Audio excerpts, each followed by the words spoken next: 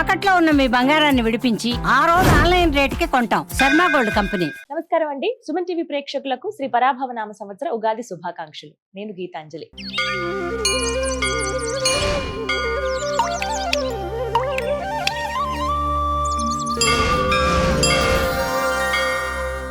మరి ఈ సంవత్సరం ద్వాదశ రాసుల ఫలితాలు ఏ విధంగా ఉన్నాయో తెలుసుకుందాం. వివరించేందుకు మనతో పాటు ఉన్నారు శ్రీచక్రపీఠం వ్యవస్థాపకులు, ప్రముఖ జ్యోతిష్య పండితులు బ్రహ్మశ్రీ ప్రదీప్ జోషి గురువు గారు. వారితో మాట్లాడదాం. గురుగారు నమస్కారం అండి. శ్రీ గురుభ్యో నమః. శ్రీమాత్రే నమః. అచింత్య వ్యక్త రూపాయ నిర్గుణాయ గుణాత్మని సమస్త జగదాధార మూర్తయే బ్రహ్మణే నమః. కన్యా రాశి వారి జాతక ఫలితాలు, అలాగే ఈ పరాభవ నామ సంవత్సరంలో మెరుగైన ఫలితాల కొరకు వారు చేయవలసినటువంటి పరిహారాలు ఏమిటో తెలియజేస్తారా? కన్యారాశి ఈ సంవత్సరము ఆదాయం 14, మంచి ఆదాయం ఉంది కన్యారాశి వారికి. వ్యయము 8, ఇన్ఫినిటీ. ఎంత ఖర్చు పెడతారో ఆ ఖర్చు వల్ల మీకు లాభం కూడా వచ్చేస్తుంది. సో మంచి పెట్టుబడులు పెడతారు, దానివల్ల మీకు మంచి లాభాలు వస్తాయి. మీ ఖర్చు ఈ సంవత్సరం లాభదాయకం కిందకి మారుతుంది కన్యారాశి వారికి. రాజపూజ్యం 1, మెచ్చుకునేటువంటి వాళ్ళు ఒక్కోళ్ళే ఉంటారు, అవమానించే వాళ్ళు మాత్రం 7 ఉంటారు. బాగా గుర్తుపెట్టుకోండి. సో ఈ సంవత్సరం కన్యారాశి వారికి గురు సంచారము, శని సంచారం ఎలా ఉంటుందో తెలుసుకుందాం.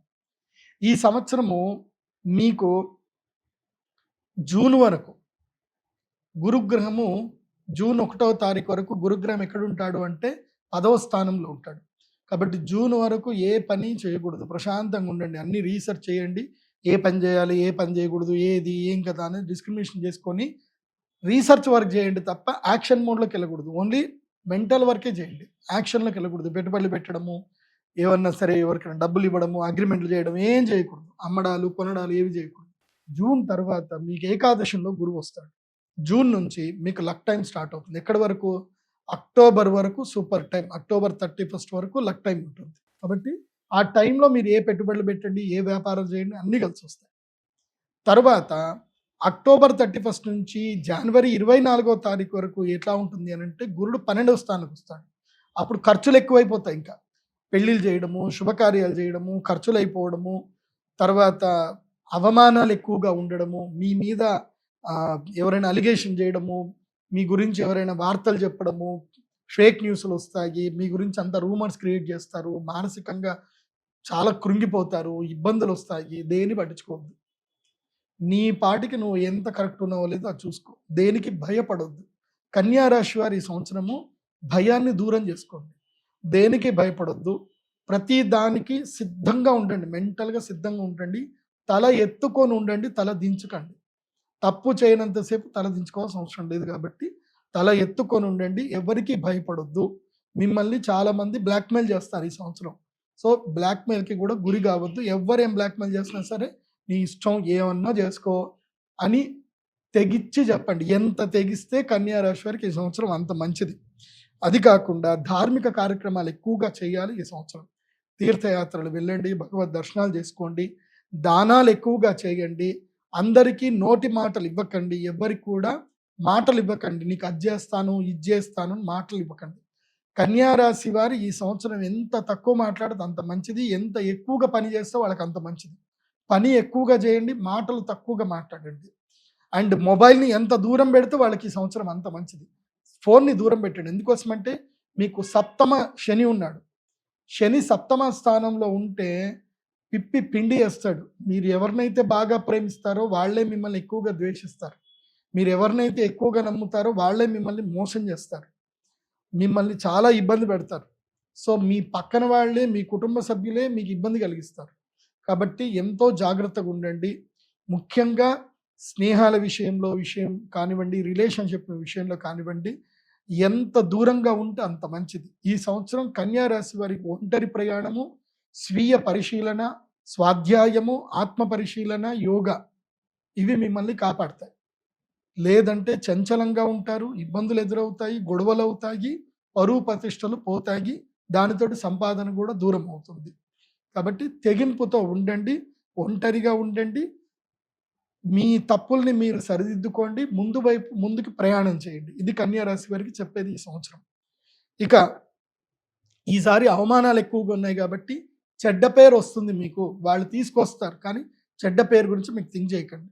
ఎందుకోసం అంటే లోకులు కాకులు ఏదన్నా పట్టించుకోవద్దు. వాళ్ళు ఏదో చెప్తా ఉంటారు, నీకు అది జరిగింది ఇది జరిగిందని. ఎవడు ఏం చెప్పినా సరే ఈ చెవితో విని ఈ చెవితో వదిలేసేయి, పట్టించుకోకండి. నీ పని నువ్వు చేసుకో. తిన్నామా, పడుకున్నామా, తెల్లారిందా, డబ్బులు సంపాదించుకున్నామా, బ్యాంకులో డబ్బులు వేసుకున్నామా, లైఫ్ ఎంజాయ్ చేసినామా, ఇంతే. ఎవరు ఏమనుకుంటున్నారు అనేది మీకు అనవసరం. మీ పాటికి మీరు బాగున్నారా లేదా అది చూసుకోండి. ఆరోగ్యంగా ఉండండి. ఈ సంవత్సరం ఆరోగ్య భంగం కూడా ఉంటుంది కన్యారాశి వారికి. కాబట్టి కన్యారాశి వారికి ఈ సంవత్సరం నేను చెప్పేటువంటి పరిష్కార మార్గం ఏంటంటే కనుక, మీరు ఈ సంవత్సరం విశేషంగా అక్షయ తృతీయ వరకు ఏ పని చేయకండి. అక్షయ తృతీయకి మహాలక్ష్మి యాగం చేసుకోండి. రాబోయే టైం అదృష్ట సమయం. మీకు 2 యాగాలు చేసుకోవాలి ఈ సంవత్సరం. అక్షయ తృతీయకి మహాలక్ష్మి యాగం చేసుకోవాలి, అలాగే ధనత్రయోదశికి మహాలక్ష్మి యాగం చేసుకోవాలి. ఎందుకోసం అంటే ధనత్రయోదశి తర్వాత వ్యయస్థానం లోపలికి 3 నెలలు గురుగ్రహం వస్తున్నాడు కాబట్టి ఇబ్బందులు పెడతాడు, పరువు ప్రతిష్టలు పోగొడతాడు. కాబట్టి 2 యాగాలు చేసుకోవాలి కన్యారాశి వారు. అక్షయ తృతీయ, ధనత్రయోదశికి శ్రీ మహాలక్ష్మి యాగం పక్కా చేసుకోవాలి. కాబట్టి బాగుంటుంది. ఇంకోటి ఏంటంటే ఈ సంవత్సరము కన్యారాశి వారు విశేషంగా బగలాముఖి అమ్మవారి దర్శనం చేసుకోండి. వీలైతే గౌహతికి వెళ్ళండి. గౌహతి వెళ్ళి అక్కడ కామాఖ్య అమ్మవారి దర్శనం చేసుకోండి. అక్కడ దశమహావిద్యలకు సంబంధించిన పూజలు ఏమైనా ఉంటే చేయించుకోండి, అమ్మ దర్శనం చేసుకోండి. కానీ అక్కడ మేకలు బలి ఇవ్వడము, బలి పూజలు లాంటివి ఏమీ చేయకండి. యజ్ఞం చేసుకోండి, ప్రదక్షిణ చేయండి, అమ్మ అనుగ్రహాన్ని పొందేసినండి, అంతా బాగుంటుంది. ఒకవేళ అంత దూరం వెళ్ళలేకపోతే కనుక మనకి శక్తిపీఠం మన దగ్గరనే ఉంది కాబట్టి జోగులాంబ అమ్మవారి దగ్గరికి వెళ్ళి అమ్మవారి దర్శనం చేసుకొని రండి, అంతా బాగుంటుంది. లేదంటే కంచి కామాక్షి అమ్మవారి దగ్గరికి వెళ్ళండి, బాగుంటుంది. ఇక కన్యారాశి వారు ధరించవలసినటువంటి మాల ఏమిటి అని అంటే, మీకు ఈ సంవత్సరం అంతా కూడా శనిపీడ ఎక్కువగా ఉంది, శనిగ్రహ పీడ ఎక్కువగా ఉంది కాబట్టి మయూరమాలని ధరించండి. మయూరమాల ధరిస్తే శనిగ్రహ పీడ తగ్గుతుంది. రిలేషన్షిప్ విషయంలో అప్రమత్తంగా ఉండండి. కర్ణపిశాచిని దూరం పెట్టండి, అంటే మొబైల్ని దూరం పెట్టండి, సోషల్ మీడియాకి దూరంగా ఉండండి. కాబట్టి కన్యారాశి వారికి చెప్పేది ఏంటంటే ఇలా ఉండండి, దైవారాధన చేయండి, ఎక్కువగా గణపతి ఆరాధన చేయండి. ప్రతి మంగళవారము శ్రీ మహాగణపతి దర్శనం చేసుకోండి. ఆంజనేయ స్వామి యొక్క హనుమాన్ చాలీస రెగ్యులర్గా చదవండి, అంత బాగుంటుంది. అయితే మీ యొక్క జన్మ నక్షత్రం ఏందో మీరు తప్పకుండా తెలుసుకోవాలి సరిగ్గా, ఒరిజినల్.